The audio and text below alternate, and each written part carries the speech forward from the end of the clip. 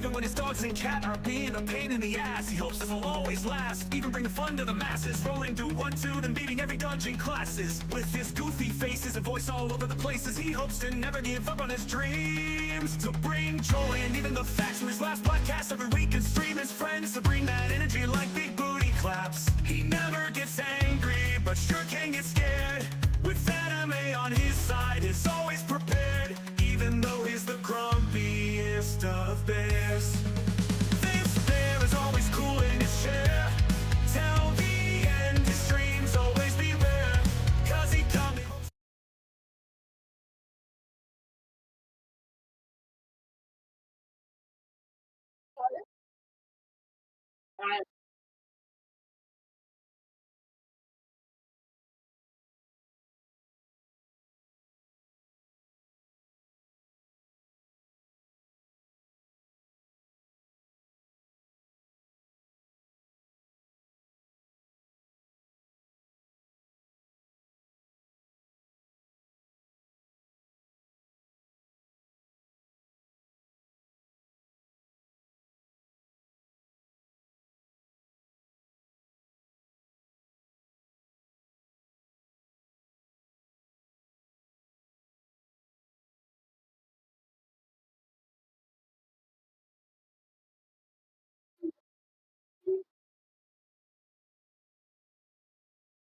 There's no audio.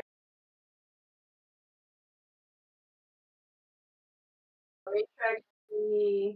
Yeah, and some reason it literally messed up everything. Okay, Trevor, are you there? Yeah, I'm here. Okay, there's that. So why is my other thing on? Okay, so Twitch has audio, but YouTube does not right now. Okay, that is weird. Let me see. Are you there? Okay, I can hear myself now. Yeah. Okay. The video from him. All right, the video just got moved back. Okay. For some reason that was so weird. Like I literally all I did was change scenes and changed it back, and everything fixed itself. I have no clue how that even worked. How that even happened. Okay. Well, anyways, Duffy says we're good. It's the OBS. I know you'll probably never see this or anybody that ever works at OBS, but when you do updates, can you stop messing with people's settings and just work on your side of the thing? I don't know how hard that is in programming, but I would appreciate it. Very much appreciate it. And you figure out a workaround for that. That'd be great. All right. So let's jump into your topic piece before we go into a bit of a rambling, because I think that's going to really allow me to Bot Rix has correctly joined the channel. That's my bot. Don't worry about it. Okay, so you are, for anybody who's new here to this channel, you are an IT guy for a multi-million or even multi-billion, I don't know at this point, because companies always fluctuate, company, and you are pretty much the entire office or the entire building's main IT guy when it comes to computer and CNC machines and so forth. So you were asking me. Yeah. So I cover both the local office, corporate office, and 2 manufacturing facilities. Okay. So and you have to work on, I would imagine, almost anything on every kind of device there is that has to do with technology when it comes to what pushes your company forward. Okay, I might have like disconnected for a second there. So you said what is the most aggravating or most annoying device to work on, right? For an IT professional, what does most people think an IT person hates to work on the most? Out of all devices, it could be tablets, printers, cell phones, computers, desktops. It could be anything. What do you think our most hated enemy in the entire thing is? See, my thing would be like either be oddball like a phone or a tablet, but I wouldn't be surprised if it's like a router. Just because it's so obscured and so random. But I would say probably a phone. I would take a router, a phone, or a tablet any day over this device. Over any day of this device. Is it okay, let me ask a question. Is it annoying because of how much it takes to work on it? Or is it annoying because of, I would say, the structure of the device? Because like it just has And everything about this device, he is like a walking it Mary feels like Poppins it was bag with the created skills he just has. to piss off IT professionals. okay. So this device or thing was not made in the notion or the idea that it's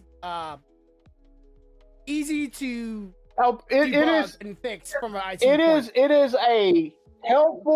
is a helpful device in most people's everyday life, but it is an absolute nightmare for IT people because when we're working on them, it literally feels like somebody somewhere designed this device just. Okay. Is it a security?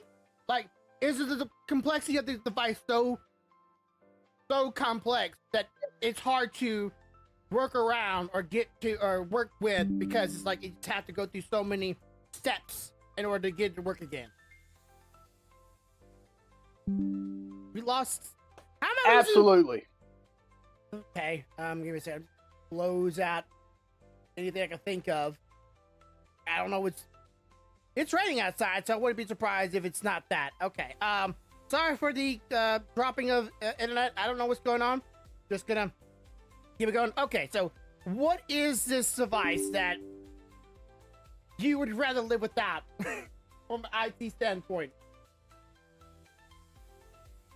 A printer.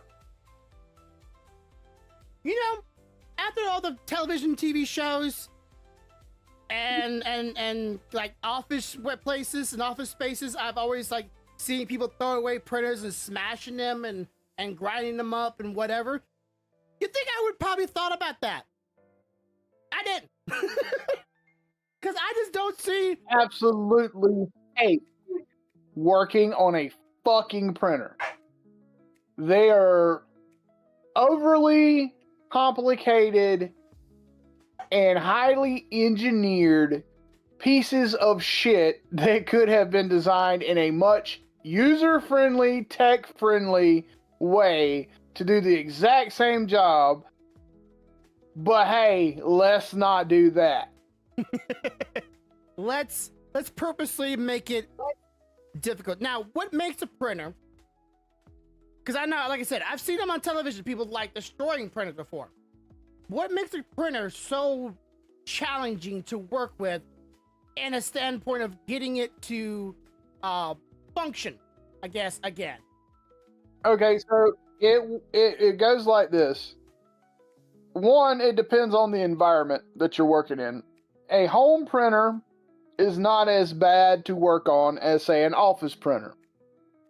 They're usually a little less complex and a little smaller, a little easier to handle, right? Less configuration required. Those office printers that you see in offices, whether it be the big ones that you see standing in the corner or the ones that are scan, copy, and print that are sitting on a shelf somewhere, you know, in the office, they are pain in the asses. Not just because there is 4,000 ways a piece of paper can get jammed in it, but there's also 4,000 things in it that can go wrong at any given time. And probably 4,000 places you can't get to without dimension where gnomes are beating goblins small, to paint faster. ultra long little tools. Yeah. Okay? And that's just on the physical side. You go to the software for configuration, there is any number of things that have to be configured on that printer to do a simple function like scan to email. or scan to a folder.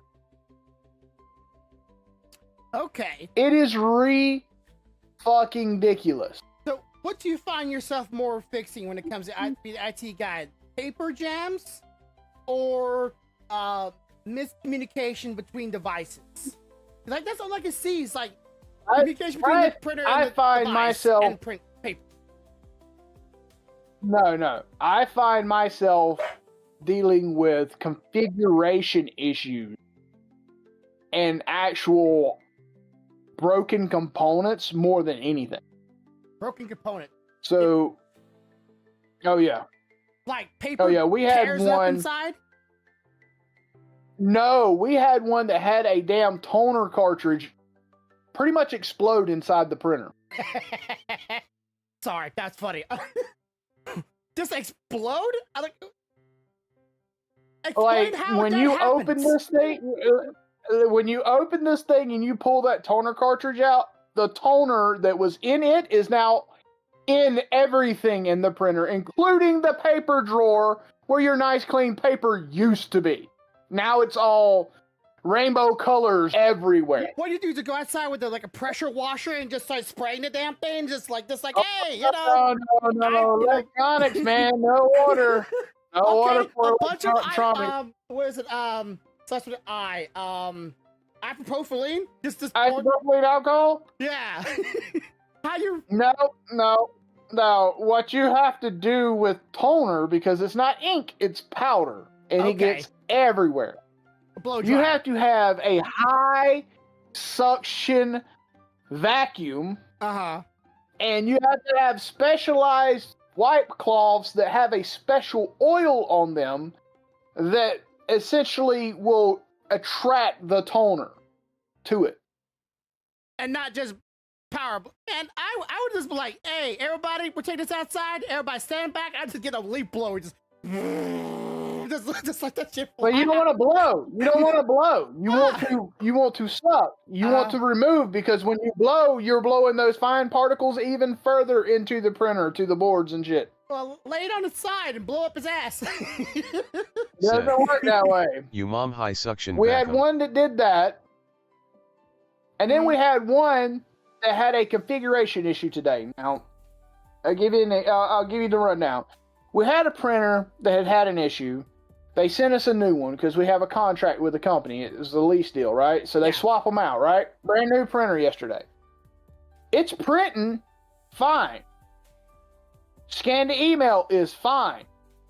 But it will not scan to a network folder. Why? We don't fucking know. I go in there and I check. It's got the right destination. It's got the right credentials to get in the folder.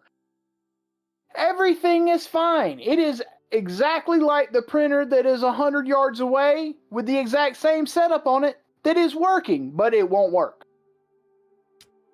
And you're going, the fuck? You know? Can I have the same computer on the same server, maybe? Like... No. It had nothing to do with the server.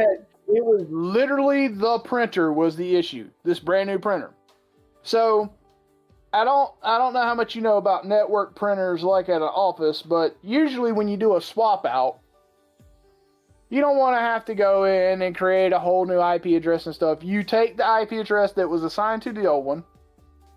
You assign it to the MAC of the new one so it can continue to use that IP address. You don't have to remap it to every computer that's using it, right? Okay, yeah. All right, that makes sense. Okay, so that was configured. It was plugged in. It pulled the right IP address. It's printing.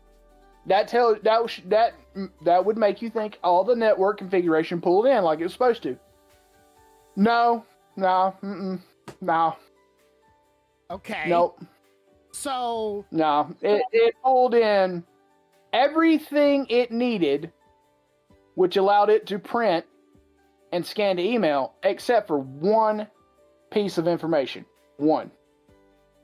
And that one piece of information was what was stopping the scan to folder. I'm guessing one line of script, one line of like... No, it wasn't even a script. It was literally just a piece of information that needed to be in a field. Okay, field. Explain that one to me. Yep, the DNS suffix did not pull in. Okay. It pulled in the IP.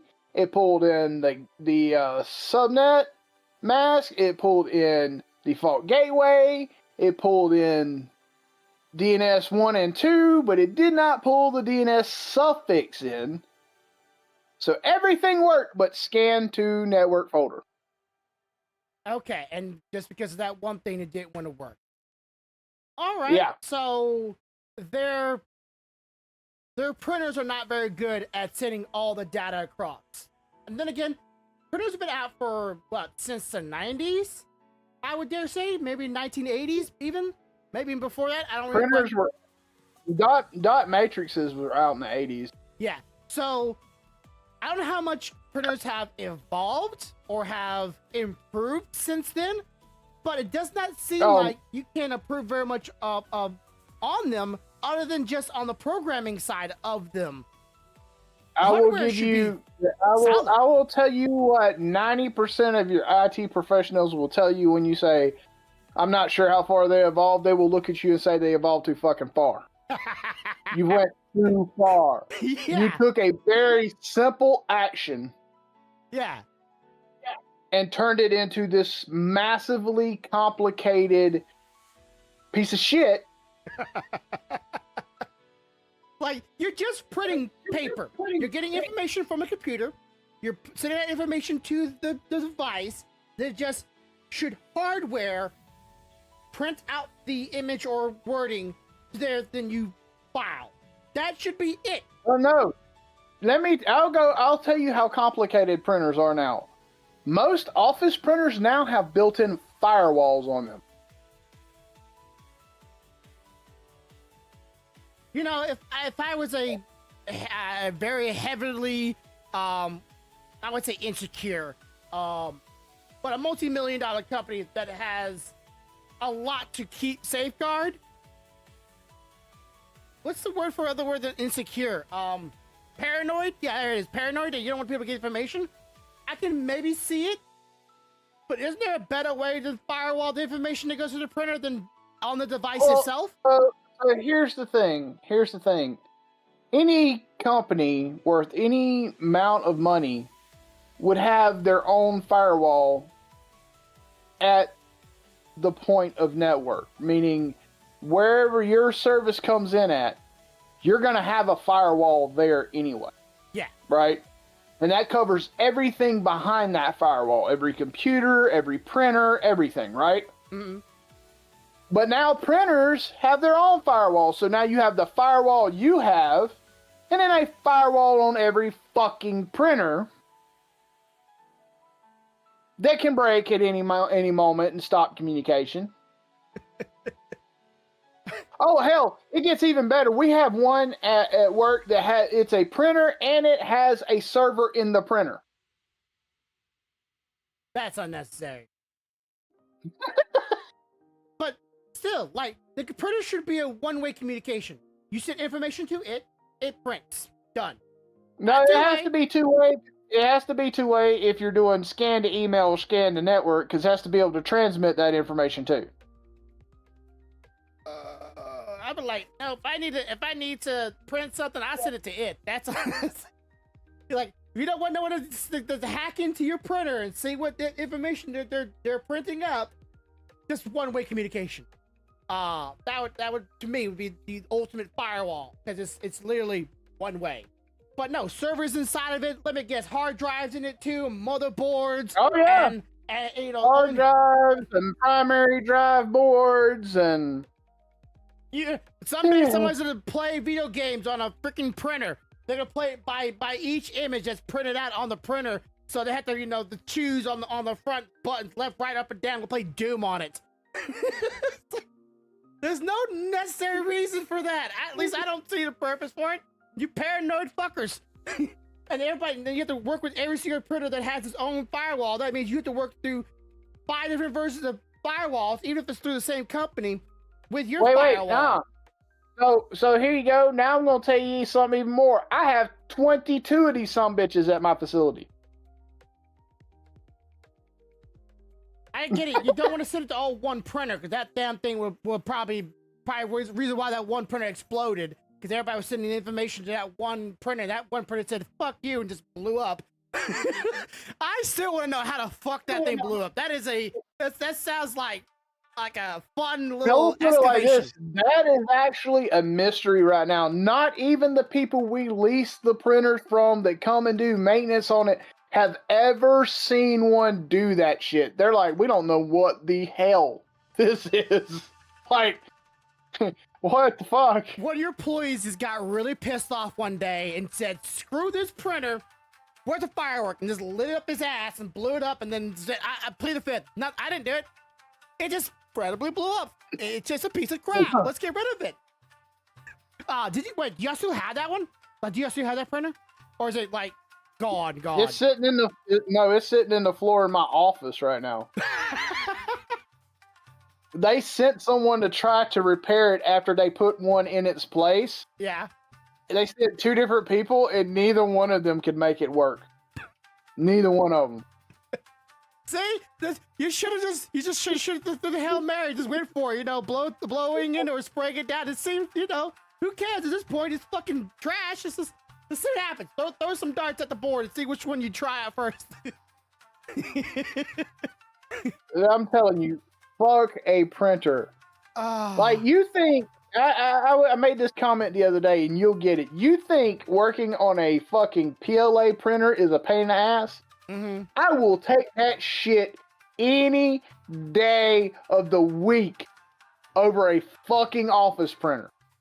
Yeah, because well, there's a lot of problems that can happen to a spool printer. I know that. Even resin printers. Anytime you have moving parts or something bound to mess up, right? It's gonna have a problem. But I feel like that 3D printers are getting to a point where it's mostly a one-way communication. You take the device or the computer, you plug up to it, or you take the USB and plug it into it, and it just sends the data to it, right? It's not a two-way communication.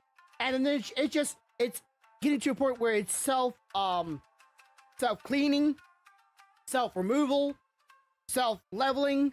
Like, everything is it just does everything for you. To get to a point where you just literally just turn on your computer, press play on your computer, and it will start up and turn on. But at some point, it has to be, okay, stop upgrading it and then just make it more reliable, right? Not like upgrades. Oh, let's add new features to it. No. Let's make it more reliable of doing the thing it already does, but now it does it better.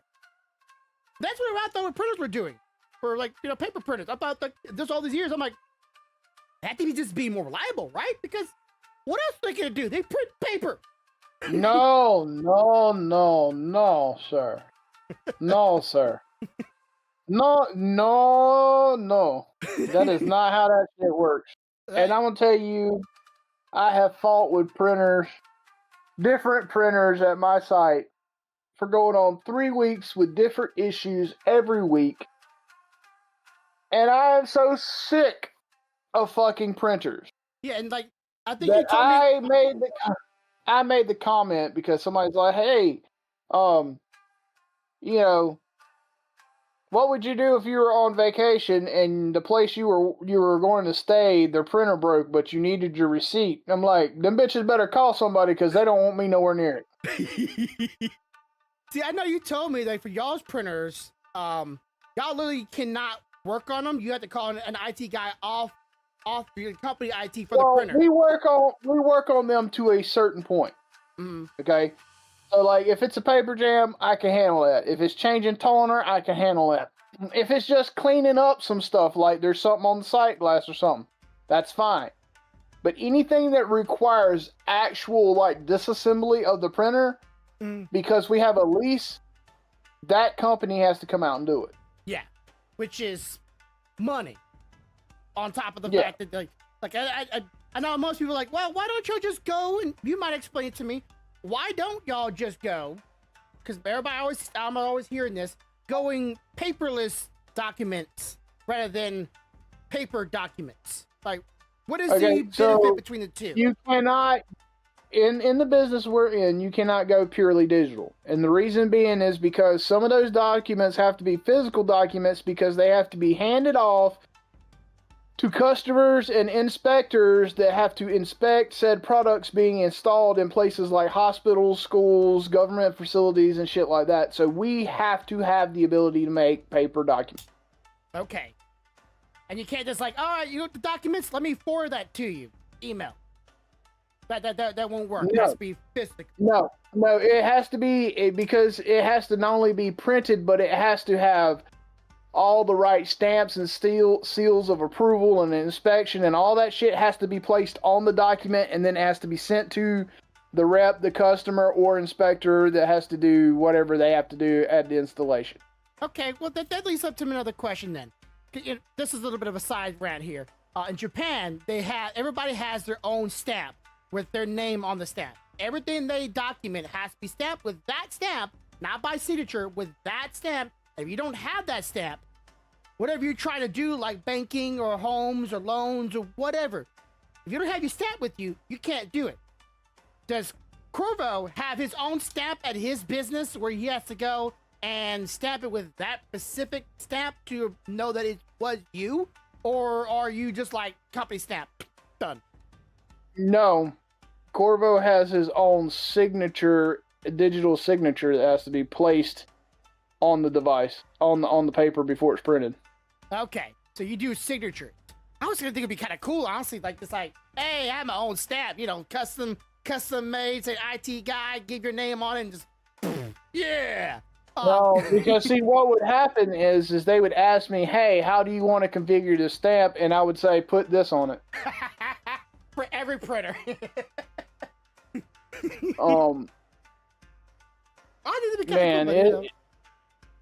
Okay, I don't know. Printers are a no-go. Now, if you could make your perfect printer for your company, right? Your idea printer, not your bullshit, the actual idea of what you would need for a printer to be functional and reliable and useful at your company, what would that look like? It's like, what would the IT guy for a printer be? Okay, so let me put it like this. It wouldn't all be one device. Wouldn't be one device. Okay, separate It wouldn't device. be one device. You would have a printer, Just print paper. a separate scanner for scanning to email and document folders. Okay. And that's it. That's how it would be. Because the problem comes with the overcomplication of configuration and too many moving parts in one housing. Mm-hmm. So, for example, I don't know if you ever had this when you were growing up, but we used to have both a scanner and a printer when I was in school. A little flat scanner and then a regular paper back. Right. Well, how often did you have to make any configuration changes? I don't remember ever having a fuss with it. The reason you didn't is because the printer was meant to be a printer, and that's all it did. And the scanner was meant to be a scanner. That's all it did. And they weren't mashed together in one housing. Mm-hmm. Where if the scanner breaks, maybe this part falls into the printer and breaks the printer too, or vice versa. It wasn't like that. Okay. Okay, so my perfect idea was don't put it all in one fucking unit. Yeah. One, and let's not make them overly complicated. Okay, so what if it was like for your sake of argument, like Ethernet connection to each device, but yet still separate. So the printer, the scanner, and maybe even like the server, if you had to have the server, right, for the information of going there and back, and just plug each device through a form like Ethernet, and have the small enough footprint that can be side by side. Right. Like they used to in the old days. Instead of this jumbled up, compressed piece of shit stuff that we have to deal with. And don't try to do it through USB, not USB, Bluetooth. Don't do that. I know Bluetooth is nice, but direct connection just more reliable. I know everybody has a different device, like, let's communicate through Bluetooth. It's not that reliable. Still. I know it's not. It's just, it's I think they were in a good place, and then they decided, hey, let's make the footprint smaller by putting everything in one package. But by doing that, they overcomplicated the mechanics of it, which creates the hardware issues. Mhm. And then they had to overcompensate on the software side because now the software has to do more than just one thing. Yeah. And I get what they want, and I'm not saying what they want is a bad thing. I'm saying we ain't there yet. Let's not be putting shit in place that we ain't. Okay, so if I would have to And guess... by the way, another thing that's really good is if you buy printers from a company that's worth the shit. That's a big thing. Just Save a FYI. Yeah. Save a dollar. I'm sure those printers are pretty much like, because you know our 3D printers, right? For those who do not know, we have 3D printers. Our 3D printed motherboards are about the size of this, right? They're not very big, and they're using like mobile CPUs in them, right? They're not really a high-end piece of hardware and soldered on RAM and soldered on memory and soldered in. They're one solid piece, I'm sure. So you're not really getting the bang for your buck. Everything but the hard drive. The hard drive can come in and it can be popped in and out. Yeah, that's the bad only thing you can really easily swap out. So if that motherboard goes, I'm sure inside of it goes bad, just like they go in these things, that's the entire motherboard gone. Just because one part. Which, by the way, I want to have a conversation about maybe trying some new things in life and just exploring it. But yeah, once those components are bad because they're all soldered on, they're not like a computer where I can take out mostly any part out of a computer, and I can swap it out mostly any part, and that's it. But for a printer, I'm sure you know the pieces of mechanical parts, you just can't go to your local store, Best Buy, and buy some of the mechanical parts either. No, they have to be ordered. They have to be shipped, and then a tech usually has to do the installation. And if any pieces of like, you know, hardened plastic or shelding that holds these components in place snap or break, well, that's a whole housing that has to go and be changed out. So there's just too many moving parts. Too many things are not, you know, built to make improvements on structurally or foundationally. There's a good chance you're going to be replacing it. I'm pretty sure printers should have been going that way, but yet they're going to try to do some Wi-Fi 6 and Bluetooth Cat 5 or Cat 6, whatever it is nowadays, and say, oh, that's improvements. I would find that probably. Damn, Dave. What? Yeah, like, I just look. She sent me a novel. A novel, okay. I'm picking at her. Okay. Well, I want to talk about this because I have been it kind of like just came up on my feed one day, and I just been like watching them back to back to back. I've been watching a lot of people restoring and fixing completely broken game consoles, Nintendos, PlayStation computers, and the like. And I've been watching it back to back to back, and I'm thinking about maybe trying to get into that a little bit. I want you to get your thoughts on it. Have you ever thought about, you know, taking like an old console that you know it's not working no more, or have you ever had any piece of hardware that like, you know, computer or not computer, like a Nintendo 64 or a Super Nintendo, and just going, hey, I will someday fix this because I have two of them that I need to fix. I've done it a couple of times with some older consoles back in the day, like PS1, PS2, Nintendo 64, and there was I even took apart some DVD players, some VHS players and stuff, and I've fixed some of that stuff before. Yeah. Okay. Well, there's a couple guys that buys consoles from like Japan and other places in the world for like consoles. We're talking about like DS consoles, Nintendos. Like these things are either completely destroyed or mangled, or like with dirt all over them. Triggers are broken, buttons are broken, and they buy for like $10, right? Plus shipping.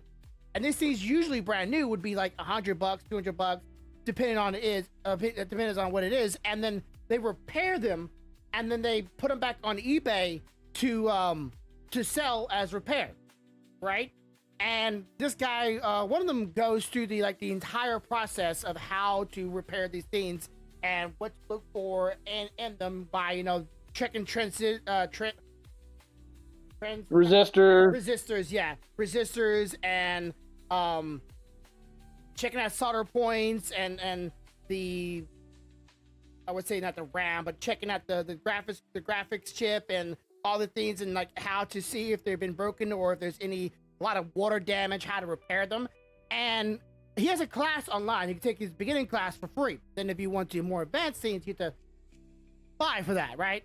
And all he pretty much uses is a heating gun, little finger heating gun, a solder, and some flux, and a soldering iron. And he just fixes these up, and then he goes and shows you how to open them up and how to fix ribbons and swap out parts. And these people will get stockpiles of these old game consoles, and if anything breaks, well, they have a stockpile. They might have a motherboard that's broken, but one part that he needs from it, he'll pull it from that one and put it on the one he's working on and get him all brand new. And I'm talking about even special edition Xboxes and special edition PlayStations, and rare one of 100 devices, and then repair them and put them back online for people like me and you to buy. And I think that looks pretty cool. But I'm thinking also, could I do that to a 3D printer if something ever would break? Could I solder off?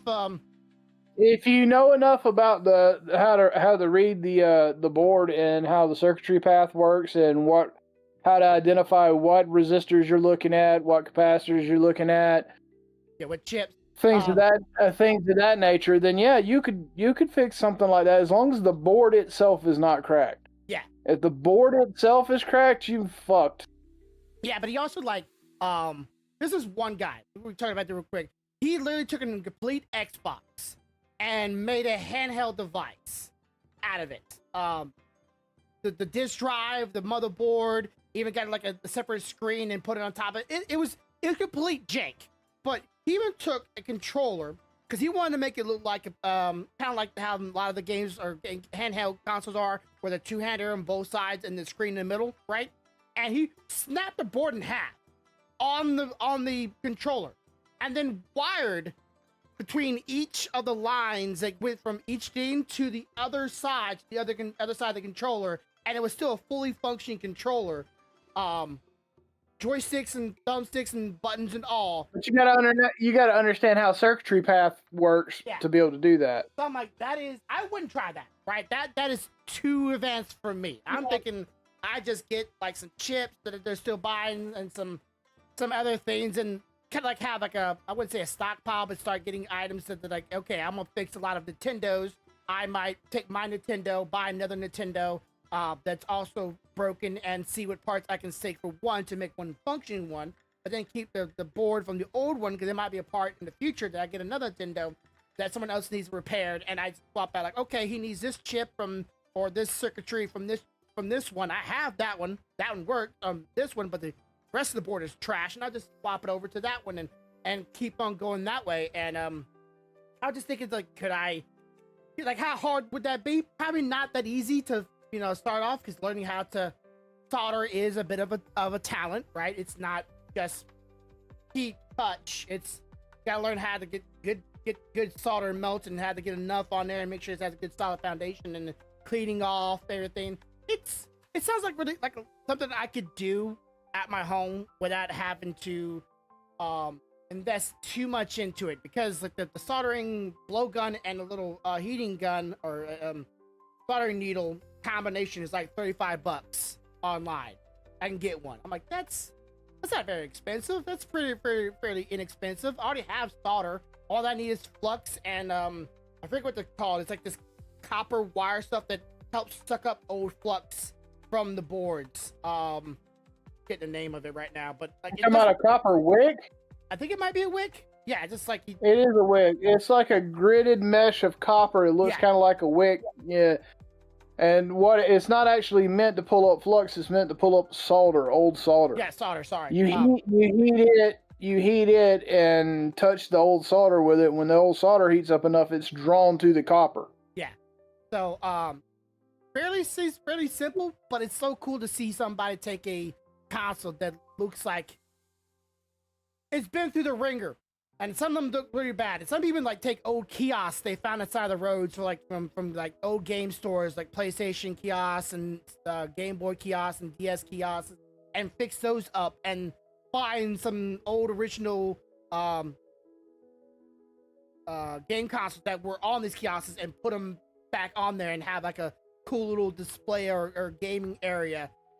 Those I don't really see the true purpose of them. Like I saw one guy do for a Ninja original Game Boy, where you could play on the Game Boy and you hear the speakers from the Game Boy, but like it didn't have no upper display of a bigger screen. You're still playing on that one little small screen, and you only play one game in it, and that was it. I'm like, well, I guess you like playing Tetris inside of a little tiny cubicle. Sure, that'd be fun, but I would have liked to be able to hold it and move around with it or play different games inside of it personally. That's just, I just want to keep it to the original. But I thought it'd just be something to do. Maybe try, see if I can repair a few things and sell them. Like I said, I have a 60 or not. I have a Nintendo and a Super Nintendo. Both of them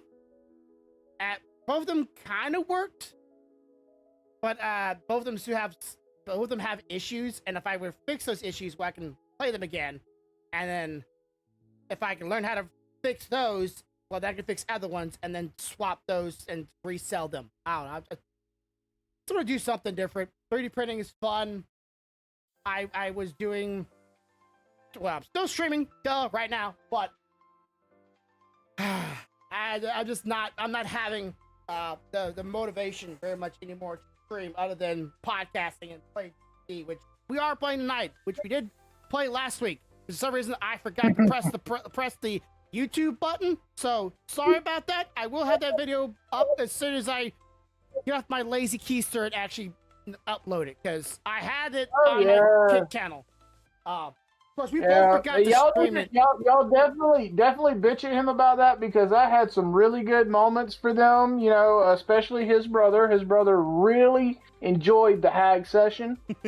I got most of it, just like the first 5 minutes of it. I went, oh, shoot, we're not streaming. Like I said, I streamed it, just some reason on YouTube side of it didn't get uploaded. So I just got to upload it to YouTube. That's my bad. I got caught up. We were having a lot of fun prior to actually starting the campaign. That we were just jibber jabbering, which normally happens for D&D night. We normally have a long talking session beforehand, which we are continuing on, right? Tonight is the continuation. Okay. Yeah. Is tonight a possible conclusion, or at our pace? At our pace. Let me ask that question. At our pace. At your current pace? Possibly not. At your current pace, you can get halfway. Place? Really? Place? You can get halfway. Place. Wow. Okay, so At your current pace, you can make it halfway. Because, well, you'll see.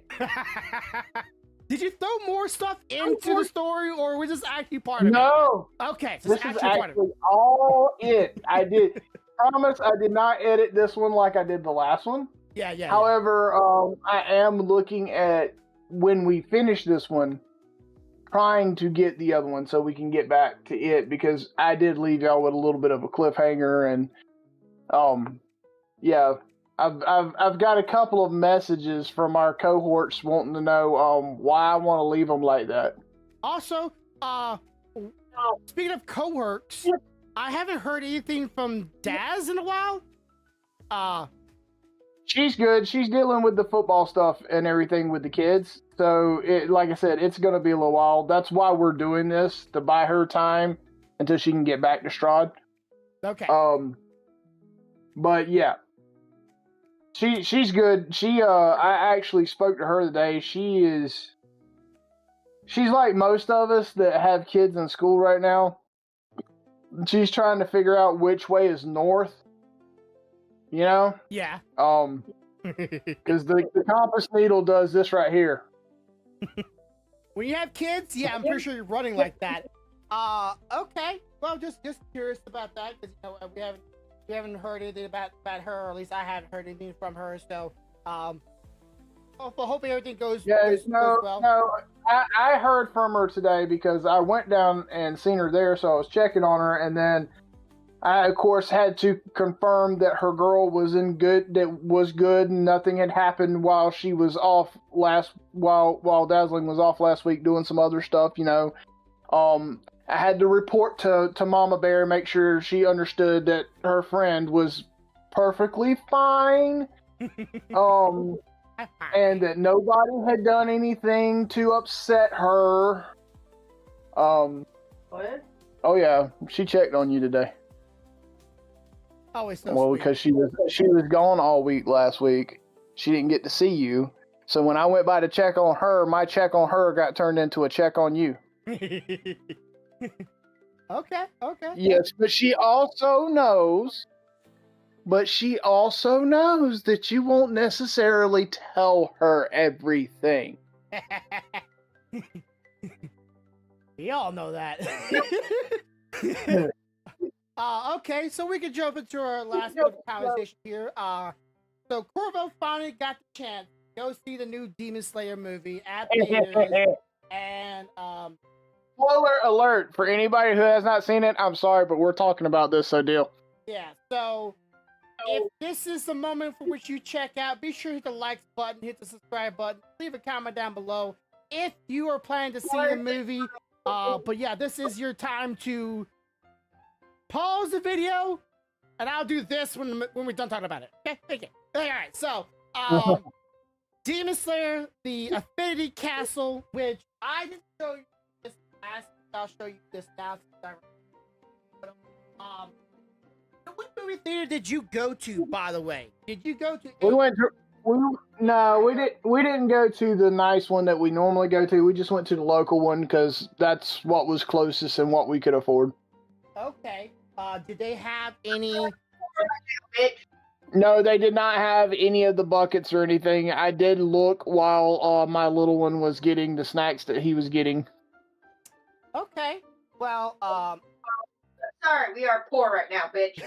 we are too, but we were like, okay, this is gonna be one of those scenes, so we're gonna try to and then go there. It's like, nope, you don't have nothing. So like, well, Okay, but how many do you have to pay for? two. How many do we have to pay for? 4. I can count. Okay. I can count, Mama. That's what he said. There we are. But you know, the problem is like we went to go. I'll say this again. I'm stopped falling for this stupid shit because I'm really like annoyed by this. Honestly, when we got the movie theater, right, or when we got the tickets, I'm trying to explain as best I can. They were showing 2 rows of seats, right, and in the image of our seats showed this long curve of the screen. Maybe a row or 2 away from the 2 rows of seats. And that was supposed to be the IMAX screen, right? You see a curved long screen in the image of where you're sitting at and your seats. I'm going, okay, I want to sit on the 3rd row back, so I'm not right up on the screen, but yet still see the full screen of the thing. When we get there, no, we are about a half a football length away from the screen, up in a balcony with these rows, and the screen's normal size. Fucking IMAX bullshit. I get so tired of this always. IMAX, and none of it is. You need to come down here and go to our IMAX so you can go to a real IMAX and stop getting gypped by whatever the hell you got going on over there. Yeah, and luxury seats. I'm like, you mean they recline and they have a little desk you put your stuff on? That's box standard nowadays. The seats down below. No, it's not. It is not standard. It is not standard. Standard is still those old ones when you go in and you flip your seat down to sit on and that bitch is sitting straight up. That is still standard. Well, everything we go to for some reason they always have those seats. Well, then you're going to better ones than most, but not as good as what you're wanting to go to. Yeah, yeah. They give you the good seats, but they don't give you the good screen. So like, oh, it's IMAX because you're sitting comfortable. So, but yeah, get this though. So they had in each layer of chairs in front of us, they had a rail, so I guess you don't fall over it. So when you lean back, and there's a big old solid rail in front of you, what do you think happens to your vision?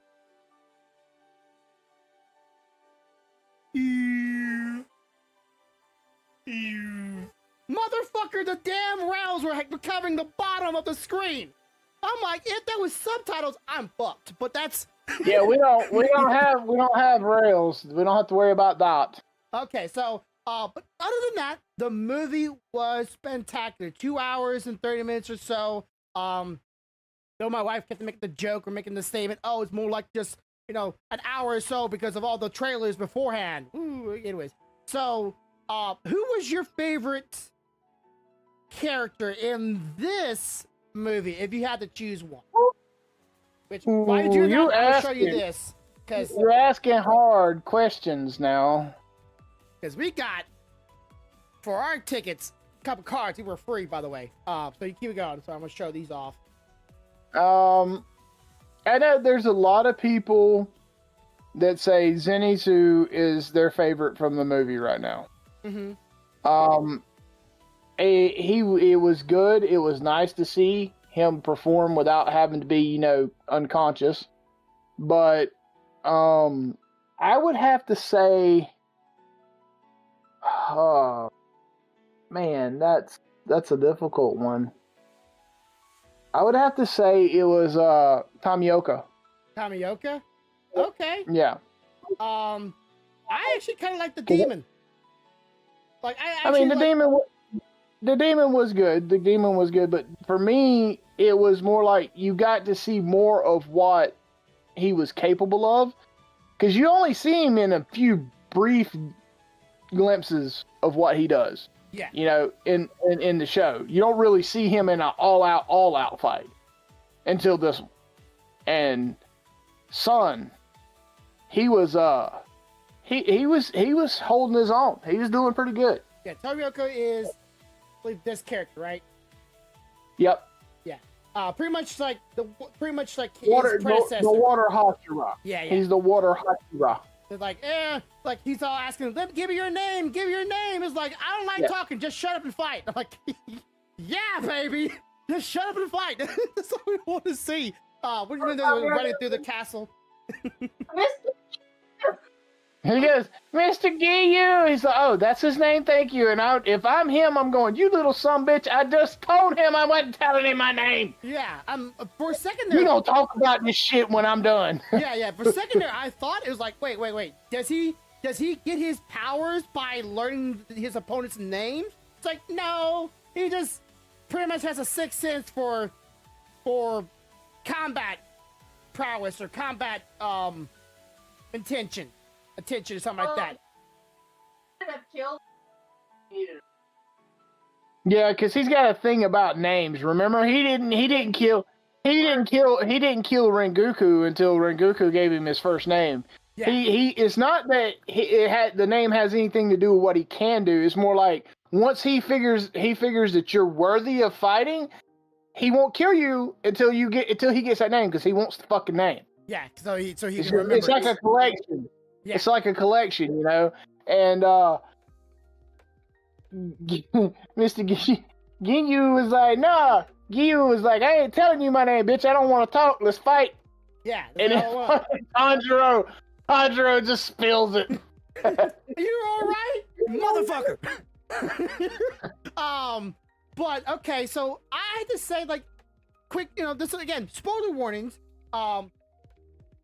And this is kind of I don't know if it's a tangent or annoyance. I don't know what it is, but I wish people that end up loving these demons in their prior lives and having feelings and emotions for them would stop going to hell with these people when they can pass on to go to heaven.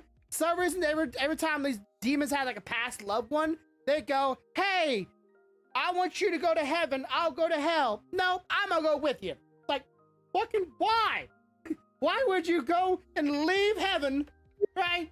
You're a pure soul, and go, I love you so much, I'm gonna go ahead with you. Motherfucker. I told my wife, I love you, but I ain't doing that. I'm sorry. Cause like she loved him so much, even though she knew him for like maybe a year or so, and they were engaged and so forth. It was like 3 or 4 years, dude. 3 or 4, yeah, that was 3 or 4 years. Cause she grew up when she grew up out of her thing, and she actually started to walk again. But yeah, like once he realized, like, oh, I was once human, I once cared, I once had emotions and feelings other than I want to fight, and she's like, it's okay, welcome home. Now let's burn together while I hold your face. Like, you try to get me emotional, didn't quite work, but damn did I feel bad for that character, because he tried everything he could after all that bad stuff he did to be better. And because the police officers didn't want to do their diligent job and go punish those who poisoned, he went, okay, you won't do it? I'll do it with my bare hands. And that was like, man, I could totally see why people would be a demon back then, because demons. Oh yeah, I told Stealthy. I hate to tell you, but just so you know, if I'm him, I'm a demon, because I'm fit to kill all them motherfuckers. Every one of them will die. Every one of them, because like all they wanted was his land. That's all that he wanted. They wanted, but they had to go do that kind of stuff. And it's like, oh yeah, it is what it is. They just two random people that earn the rights of this land, have a dojo, because this guy's actually a badass, and no one wants to take tutorage of him, which I would totally, all because of some rumors. Like that guy was like, I love that line. You about to be reborn. Yeah. when he caught his fist, he said, all right, boy, time to be reborn. I'm like, oh, he finna whoop his ass. He finna get whoa. Like, these hands don't discriminate against age either. I'm about to lay it down on you. He just beat out that kid. I'm like, damn. And so yeah, there's just so many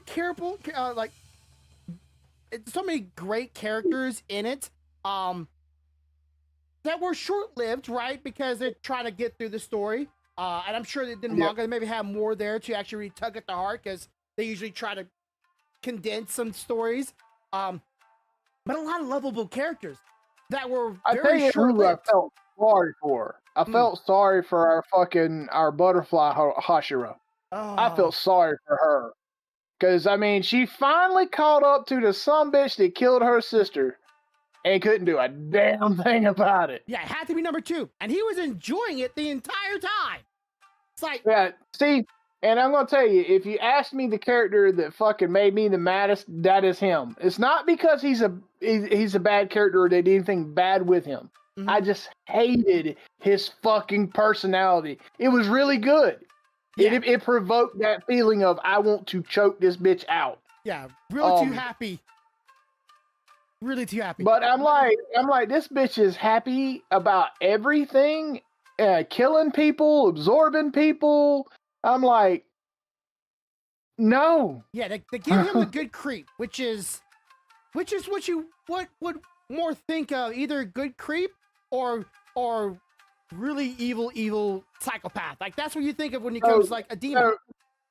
How did you feel when the 6-eyed red-headed demon did a quick flip of his wrist and all those pillars went to falling apart? I had mixed feelings, because I know he's number 1, so he's like the most badass, and he got pissed off at number, what was 3. He, number 3, because, oh, did you give up on trying to beat me? You gave up on trying to win? Oh my! And he's like, I'm angry. Brrr. Shink. Everything just falls. I'm like, was that necessary? was that needed? Did you need to do that? Yeah, I mean, it's like, I was worried though, because when the crows were flying around and they were like, oh no, they're about to run into him, I was like, please tell me it's not one. Please tell me it's not one. When 3 showed up, I actually breathed a sigh of relief. I was like, oh, okay, this might be manageable. Yeah. But yeah, I just didn't really see the full purpose of it. But like, I have a feeling that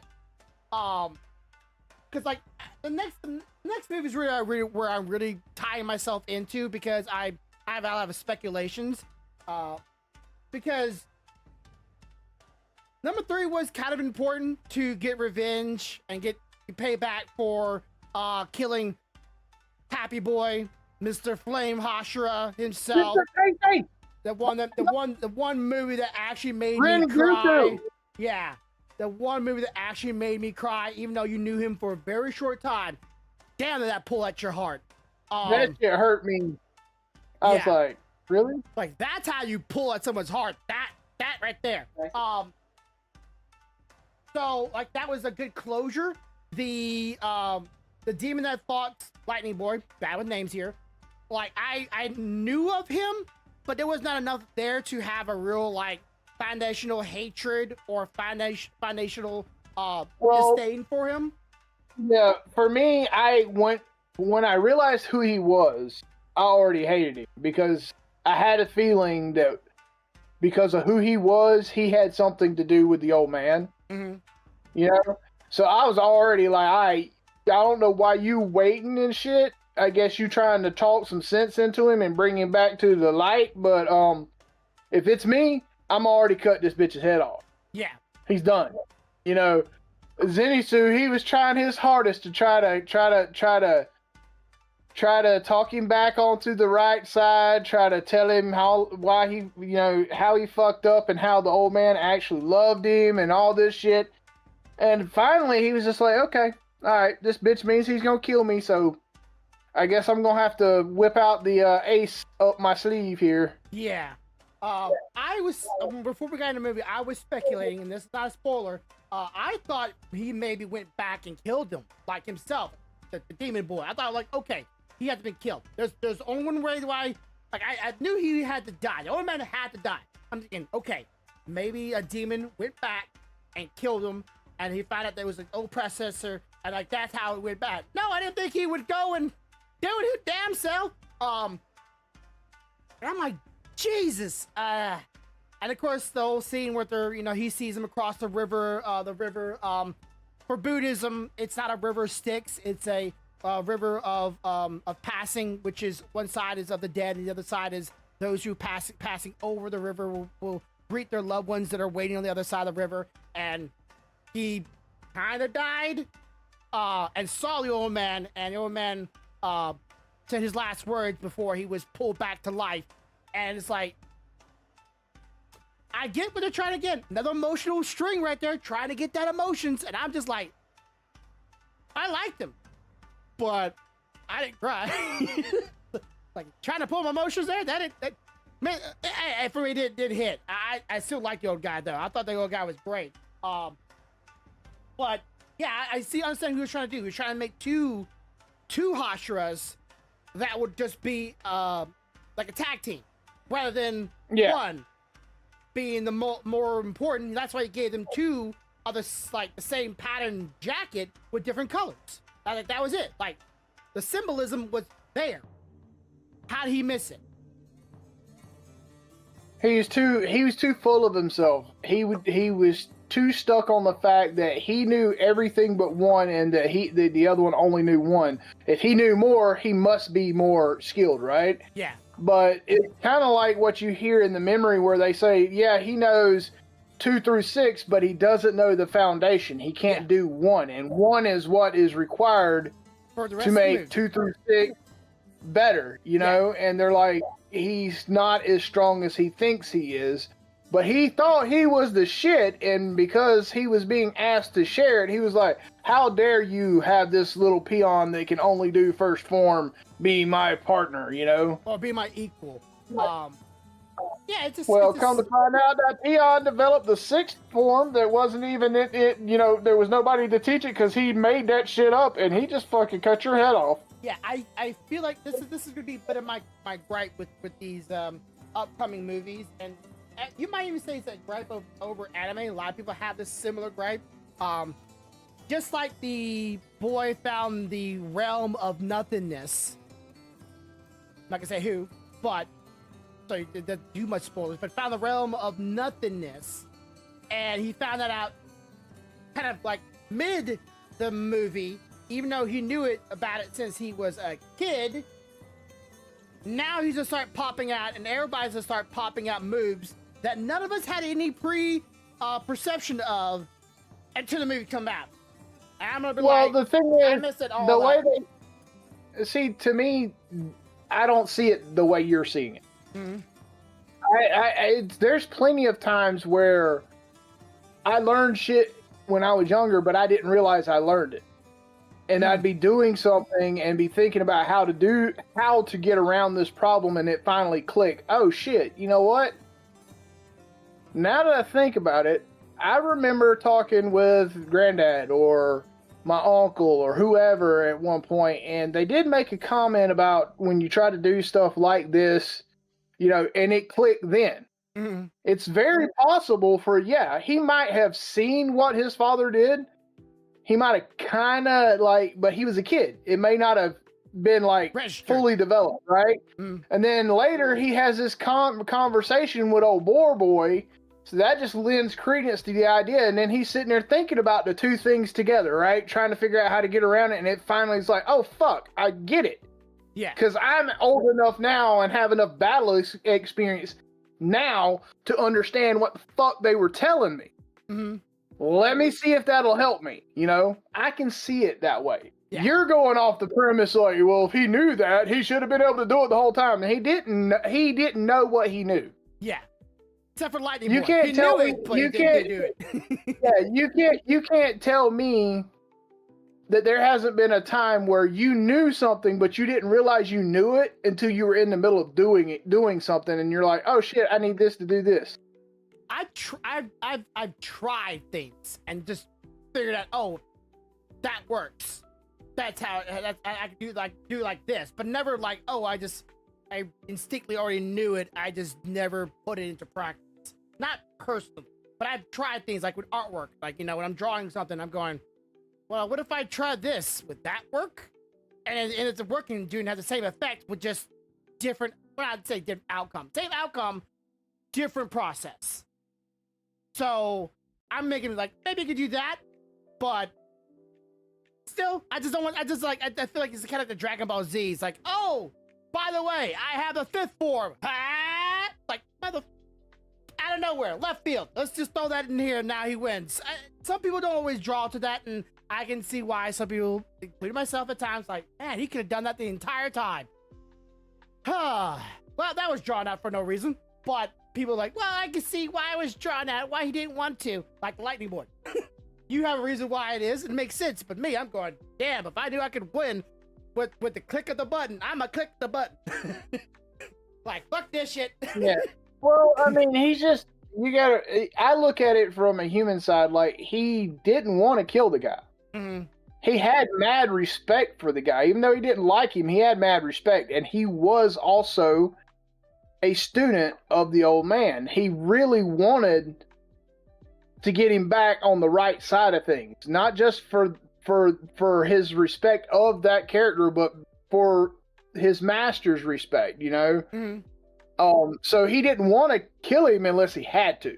Yeah. But when he got to the point, he realized, okay, ain't shit I can do. He's not listening to nothing. He's just like, fuck it. Okay, let me give him a little taste of this. Yeah, because only 3 demons I'm aware of have actually turned on the good side of the demons, or good side of people, is the doctor, her assistant, which was funny as I loved him in the movie. It must suck to be alone. He had the greatest. He had the greatest. He's falling and he's talking to that motherfucker, just talking shit when you get to a level that you're at, and you thinking about, if I've got to go out, I got to take somebody with you. Well, I hate to tell you, it's gonna suck when you realize you're dying alone. Yeet. And the motherfucker, I'm like, dude. The first thing I thought of is, if I was him, that's some shit I probably would have done. I'd have talked shit to the dying demon right before I saved the guy. Yeah. I would have done it. I couldn't have helped myself. And then, of course, the MC's sister. So those are the 3 demons that are on the good side. Which I will say for once, I feel like I've seen something in this anime that I've been waiting to see for a while, where they make a very good decision prior to stupid shit. So like, think about this. How many times have you been watching an anime and you're like, hey, if you guys would just try to fix this problem before somebody gets there, we can null and void this shit, right? Yeah, a lot of times. They don't ever do it. They don't ever do it. But in this one, they're like, Nezuko's hidden. We're gonna try to cure her ass before he can find her, and then fuck him because he can't get what he wants. And I'm like, hell yeah, an anime with. Yeah, but I have a feeling that they're gonna not osmosis, but they're like, there's gonna be something. Is either she's gonna come there, and she's either cured or not cured from her demon powers. She's a Clouder says he can't make it tonight. Oh, well, okay. Well, I guess we're gonna just chill out. Well, I don't worry about any of the podcasts early. We can stop a little longer. But yeah. I have a feeling. Well, that's good because I still have a lot of more questions, and we're already over time. So let's go a little longer. Sorry, no D&D. So what you think? Do you think she's gonna be cured, and she's gonna stay there? Or do you think she's not going to get cured and she's going to find a way to him? No, what I think is going to happen. I mean, you can find her. Is she's going to be on the verge of being cured. Mm-hmm. When Tanjiro gets put in a shitty situation, and she's going to sense it and fight the fucking cure off and go to save him. I think what's going to happen is she could be cured if she had just said fuck it, and let the cure take place. But if Tanjiro gets in a bad enough spot, even if she's right at being cured, if she senses that shit and knows that the only way to save him is to keep her demon, she's gonna push that shit back. Yeah. And I think that's what's gonna happen, because there's no way they're gonna actually let her get cured and Muzan not be able to have a chance at it, because that's kind of the whole thing. Not saying that I still think it's very intelligent that they're trying to do it before Muzan can get to her. While everybody's distracted and they're over here doing this thing, they're trying to eliminate the ultimate problem, I mean, because to me, think about it. If you fail, even if you fail in the fight in the Infinity Castle, as long as she's cured, he still doesn't get what he wants. He's back to square one. That gives him time to start over. Yeah. So it's a very intelligent backup plan to me. But at the same time, for the anime to end, she can't be cured because she has to go to save him so that she's in the situation that Muzan can get a hold of her. Yeah.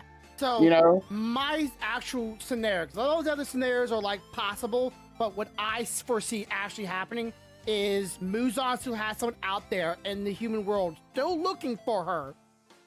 They're going to find her in the hut with the old man, and the little banjo witch is going to ding, and she's going to just drop from the bed she's in straight down to where Muzan in, and everybody has to rush to get to her before he does. No.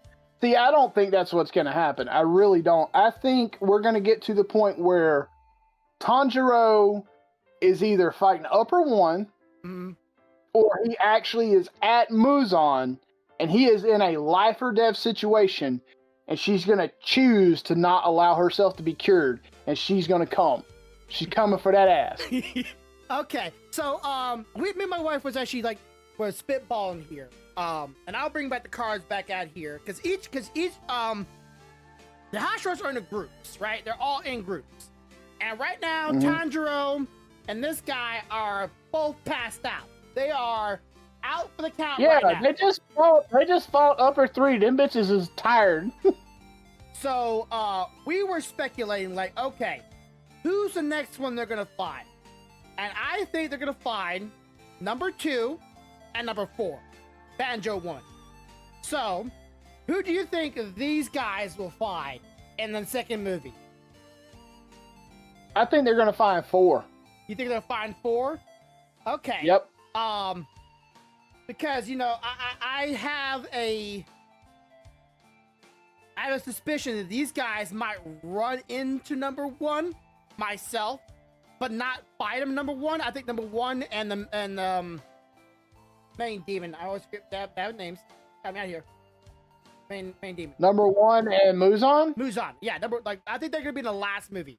Because Muzan has to die last, right? He's gonna be the last movie. He's gonna be the last one. And number one is the most dangerous.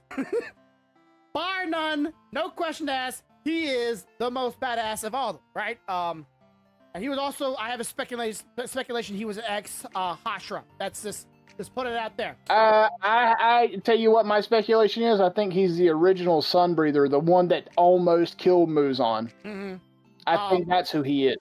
What about Love Hashra and the Snake Hashra, or I can't say. I think they're gonna run into number two. Number two? Okay. I think they're gonna run into number two, and the reason I say that is I think the student for the Love Hashira, for the Butterfly Hashira, is gonna get to a point where she's almost beaten when they show up. Yeah. So this is right here. That's the Butterfly Hashra, or not the Poison Hashra. She died, and that's her student, which saw her die in the midst of the arms of the demon, and now is face to face by herself with the number two, one of the most dangerous of the demons in the place. And we are still unaware or unsure of her total power, because Grover has a speculation that she's actually probably really strong. I am on the fence, right? We have no, in the anime at least, no real definitive way of knowing how powerful she is. Right. Well, I mean, you only got a couple of glimpses throughout the anime, but remember, she was one of the few that showed up in the forest. Remember, with the spider guys? Yeah. And just didn't have any issues with any of them motherfuckers. She like walked through there like it was butter. Yeah. So I think she's a shitload stronger than what people think she is. But I think that was, they intended you not to know how strong she was, because they want that factor when you realize, oh shit. Yeah. See, this is who I think they're going to run into number four myself. The brothers. The angry Wind Hashira and his younger brother with the gun. I don't really know what his specialty is. Gun? I can remind you if you want to know. See, he couldn't learn breathing techniques. Because he's also part demon, right? Well, he's not part demon. He couldn't learn breathing techniques, so the only two ways to kill a demon is to behead them, sunlight, or with demon blood art. Okay. A demon can kill a demon. So what he does, since he can't use breathing, he consumes demon flesh. Remember? Yeah. That's how he gets his power up. I think the ammo he's firing out of that shotgun is also made demon art from blood art remnants, and that's why he could just like scattershot them motherfuckers. Yeah. So I have a feeling they're gonna run into them. I have a feeling he's gonna die in the next coming movie. Don't really know for sure. I just have a speculation because he's always angry and always upset, and I don't know if I feel that bad, because dude was always a bit of a dick, but you know, he had reasons to be angry, right? So I was like, okay. I was laughing my ass off because he was the only one on the fucking elevator going up while everybody else is running around, and he's screaming, "Where are all the fucking upper levels? Where are they?" Now, the real question my wife and me both do not know the answer to, but we really hope something happens. What happens to Pig Boy? Because right now, he's looking for the strongest. He's looking for the strongest. And he's running around poking a bird in the butt, going, "Find me a demon! Come out! Fine! I'm gonna keep poking you, find me one." I want to see him like whoop someone's ass, because I have a feeling the main three MCs of the anime, they're gonna be the ones really taking down the majority of the demons. Like the other guys will fight them, but like, who does he kill? And that's something that I also found that was nice. They didn't just make the regular demon corps just fodder. I mean, they were killing demons. Like, they were beheading motherfuckers and shit. So it was nice to know that they didn't have them there as just cannon fodder for the other guys. You know what I mean? They were actually doing something. Whether they died or they didn't, chances are they all killed at least one, you know? Mm-hmm. Like, though during the anime, I didn't see a bunch of regular core members of the Demon Slayer core drop down. So I'm going, okay, at what point did they all jump in the hole? Because I know all the main people were like, they had the doors open below them and they just dropped down with Muzan, right? It was like, oh, you think you got me? Pring! Everybody dropped. So were the other core people just like, or not? Well, the other members just waiting around, going, all right, doors open, run, and just jump right in. Like, I didn't see that. No, they fell in too. But if you paid attention to the surviving kids, like, because he had 3 kids that did survive. The mother, and the other 2 daughters, they all dead. Yeah, but he had one son. He had one son and 2 daughters that were still left. He had them hidden because I give this fucker credit. He had thought this shit out. Like, he even has guards for them. You seen who was guarding them, right? Yeah, Rangoku's father and Flashy. Yeah, Sparkle. I call them Sparkles, but yes, they had it planned, and I give him credit, like, from that aspect, because they wouldn't be making the progress they're making without the plan. But what the kids recited was their father foresaw this shit coming. Yeah, that's why he had groups training together through the Hashua training. That way, nobody was by themselves. They all fell through in a group. Now, they showed us the main characters falling in because that's part of the thing, but the others fell in too. But they fell in as groups, so nobody was alone. We just didn't see that happen for them. Yeah. Well, if the Flame Hashira was still alive, I bet he would have been with the butterfly or the poison girl, because she was by herself.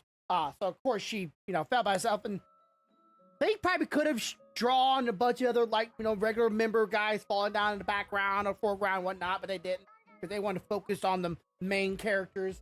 The next one's going to be interesting. Just sucks. We got to wait 2 years to find out the answers to this. If you're a person that is like me, biting your toenails and your fingernails not to read the manga, so you can find out. But yeah, if anybody wants to know, like, that up there, the top guy, that's the number 1. You can barely see the guy in the background. That's number... Cheap followers on stream.com remove the space FT. Oh, someone ban him. The boy in the back, in the somewhat background, that's the one, the lightning. That's number 2, and number 3 is right there at the very, very front. So if you want to add the movie was great. We're probably gonna go back there and see it again. Again, when you go to Orlando, and if they still have any of the cool buckets or sword cups, let me know. But I still have the one from Japan right there. I didn't go to Japan. Someone had it from their first movie they released, which is still awesome. But yeah, I'm gonna see the movie again. Would y'all see the movie again if y'all had the budget right now? If we had the budget, probably. But right now, you know what we're saving for. We're ready for it. I'm telling you, after the past week, dude, I got like 8. Let's see, 5, 6, 7, 8, 9, 10, 11, 12 days. I'm counting that shit down. 12 days. Okay. Matter of fact, here, I'll show you how much I'm ready for it. Hold on. I got stuff marked down on the counter and reminder every day. Yep. I got a damn counter. I don't know if it was actually kind of like a recent video. 11 days, 16 hours, 6 minutes, and 12 seconds. Yeah, the Orlando in California is already like doing Halloween events, and like they have. Yeah. They're doing it here too.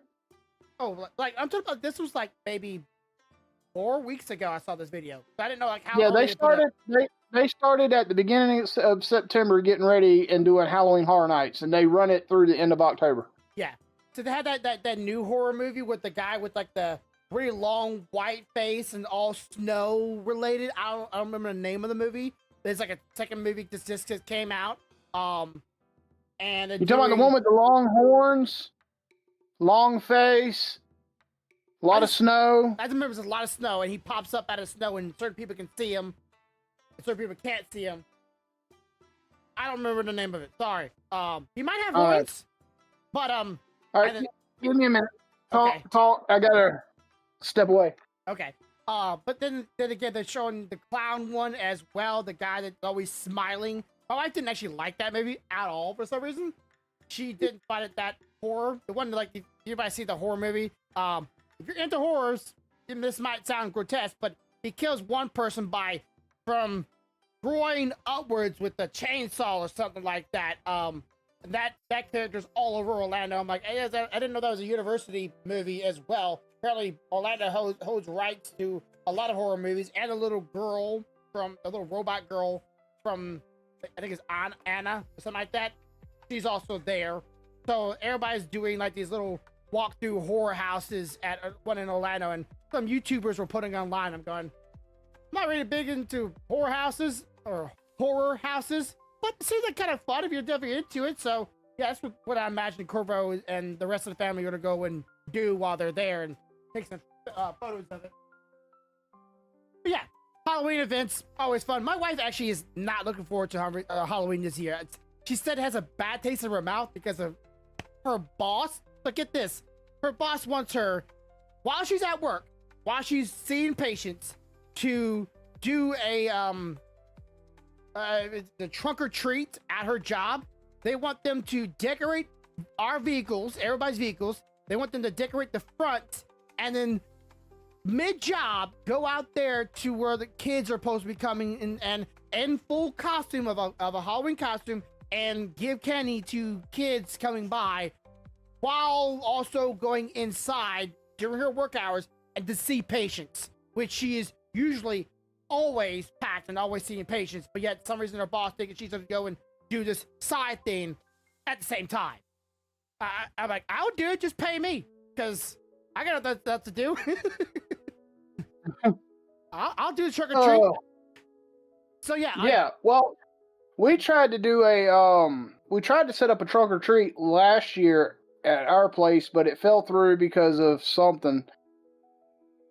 I don't remember what it was, and I don't think they talked about it this year, so... No one's doing that? I still don't like, personally, I get it, right? Parents don't feel comfortable, safe, kids going to doorways, knocking on it.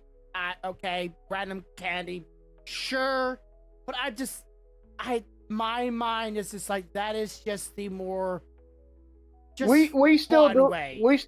They still go door to door around here. Like, there is literally a housing community. When I say housing community, I don't mean like low budget housing. There's actually a housing community here in town that's, high budget. Like, they got a clubhouse kind of shit. Yeah. And every year, everybody there sets up candy and decorations and everything, and the entire city kids are allowed to come in, walk it, safe little area, safe housing community area. It's pretty big. There's like, I'd say around 22 to 30 houses. Uh-huh. And you can go house to house to house, and there's like the entire city worth of kids is there. So you got plenty of adults there that are, watching kids as they go up and come back. And I know one of the guys that work where I work lives there with his wife. And we go sometimes over there. And then there's another stretch of street that's, how many streets over is that, babe? That normal stretch that we do for the kids. It's like 2 or 3 streets over that way. Okay, let me try this again. What are you referring to? When we take the kids to get candy, how many streets over is that? Oh,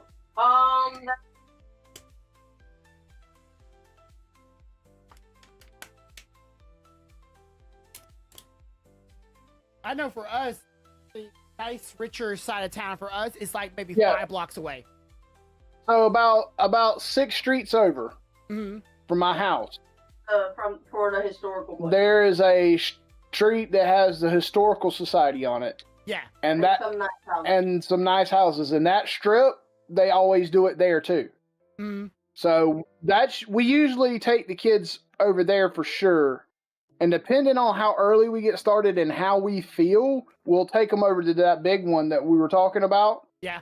And they'll do it too, because I can tell you, by the time they do that street and that other one, we ain't got no more bag to hold candy, and two, they ain't got no more gas to be walking. You know what I mean? They out. Yeah. Unfortunately, my neighborhood, I tried it last year. Just not enough people doing it on my street to garner it. Only people that came to my house was literally my next door neighbor. I was giving away some Pokemon Halloween cards and some candy, and that was it. That was all night. Had music playing, the front porch going, Halloween decoration out, nothing. So I won't be doing it again, and this sucks because I like Halloween, but my wife has a bad taste in her mouth.